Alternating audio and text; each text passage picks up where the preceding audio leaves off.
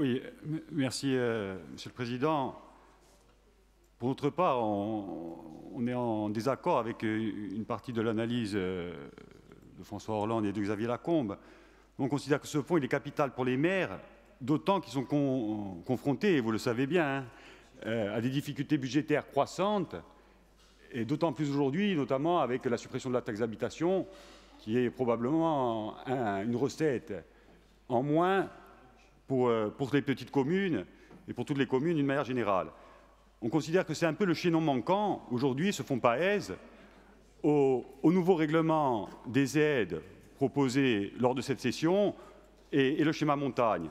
On pourrait dire que c'est un peu la cerise sur le gâteau des dispositifs qui sont aujourd'hui mis en place par notre collectivité. Pensez aussi que ces investissements peuvent aussi générer des recettes. Je pense par exemple à des investissements dans les logements, avec l'aide au logement et à l'habitat. Donc certes, ça peut potentiellement mettre en danger les communes, donc il faudra être prudent, mais ça peut aussi leur permettre de s'engager sur la voie du développement et prendre aussi en compte le fait qu'elles peuvent bénéficier à terme d'un taux d'intervention très important, 90-95%, je n'ai pas fait le calcul, en prenant en compte le fonds de compensation de la TVA sur ces investissements.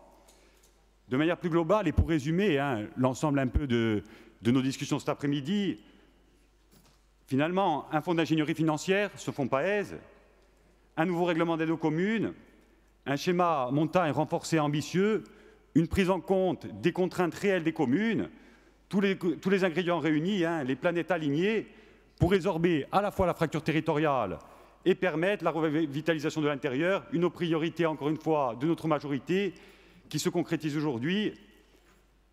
Un nouvel écosystème créé, transparent, équitable, solidaire, et oui, révolutionnaire, on peut le dire aujourd'hui, dans le sens où il suscite à la fois un espoir immense pour tous nos villages de l'intérieur. Je vous remercie.